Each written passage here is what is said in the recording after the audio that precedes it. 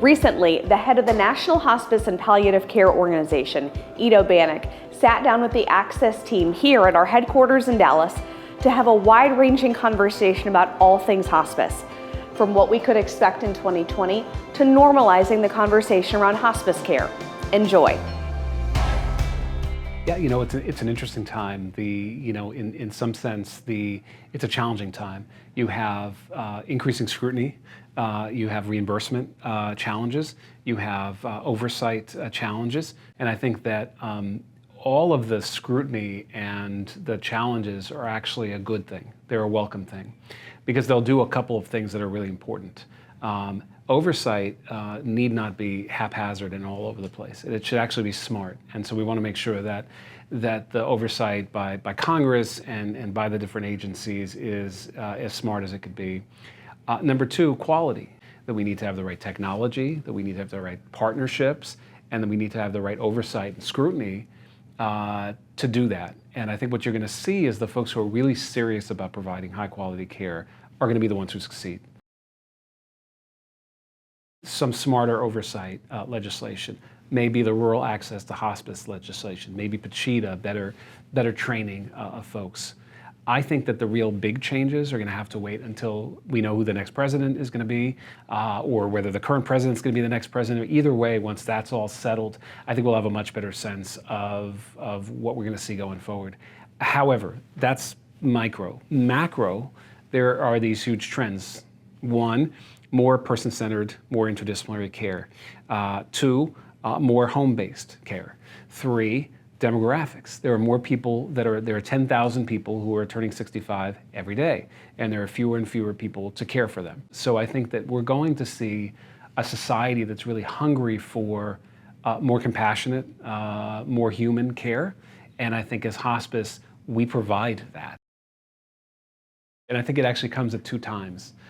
It comes as people are declining, and they're going from being healthy and able to go out and socialize to being more isolated. And then it comes later in a person's disease before they're ready for hospice or eligible for hospice. Sometimes it even happens after they're on hospice for a really long time. So we need something that provides some of the interdisciplinary person-centered benefits that hospice provides, but maybe less intensity and less expense. We call it community-based palliative care, but you can call it whatever you want because there is no Medicare benefit that actually covers that. So right now, Medicare will pay for your hip replacement if you fall down the stairs, but won't pay for anything to help support you in the home while you're declining to get to that point. The other is for people who are chronically ill for a really long time, or who have dementia, we are going to have to come up with a benefit that helps to provide and fill in some of the gaps in supports and services. I think a really good way to, a lens through which to view this is, are we on our veterans program? So we identified about a dozen years ago, working with the Veterans Administration, that there are a bunch of folks who, although they may be dying of a medical condition, the traumatic experience of having served in combat in Vietnam or World War II or Korea adds an additional layer of need to that population. We've also realized, I think recently, that social isolation and depression and addiction are an epidemic in this country, and that the interdisciplinary person-centered model that is hospice, maybe a little bit different again, could very much help folks who are in that state. Veterans for sure, but even folks who aren't veterans, who have experienced all kinds of trauma, who have all sorts of depression, all sorts of addiction, what they sometimes need, in addition to clinical support, is just support, is a different kind of support than the regular Medicare benefit provides.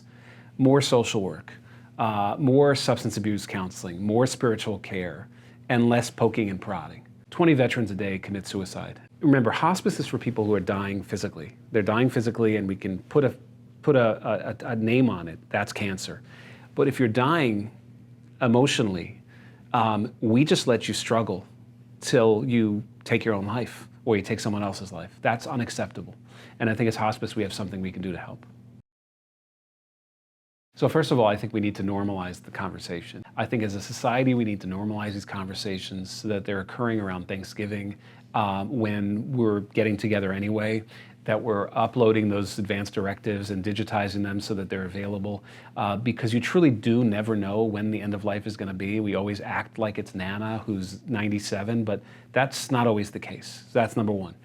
Number two, I think it's very important for folks as they're, especially the sandwich generation that's dealing with their own kids and also dealing with their parents at the same time, to get to know your local hospice before you need your local hospice. Get to know them earlier rather than later so when you need them, you have a plan worked out. This is all about planning in advance. We do it for wealth, right? We retire. We should also do it for health. The other way to do it is, I think, through the use of social media, which we've done through the My Hospice campaign, to get folks to see often the beauty of person-centered interdisciplinary care, where folks come in and they say, you know what? Why couldn't I have had this sooner? This is what the rest of the healthcare system needs to be like. So I think that we want to be there as a beacon for the rest of the healthcare system. And I think if we do that, we'll sort of normalize the conversations a bit more. Yeah, and I think that there are a lot of misconceptions about hospice. Some people feel it can only be provided at home, and some people, like my friend Mike, think that hospice is a place. It's actually neither.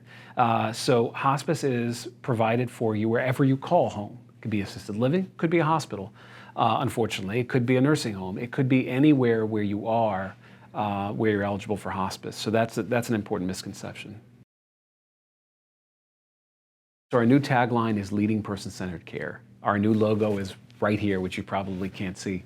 But we are open, we're inclusive, and we want to make sure that all of the great work that we've done over the last 40 years to be person-centered, to be interdisciplinary, is actually a part of what feeds into the evolution that we're seeing in the healthcare system. I think it's also important that we don't discount our importance and the impact that we've had on the healthcare system, that we have a seat at the big boys and girls table, and we have serious discussions about non-medical supports and services being crucial to the success of the Medicare program.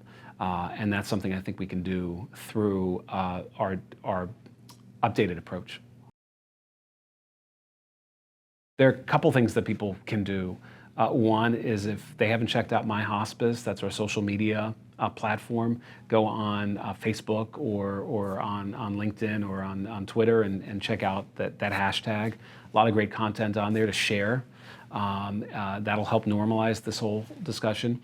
Intersect with your elected officials. Work with our Hospice Action Network and with NHPCO and with our ambassadors across the country to help to do some of that advocacy.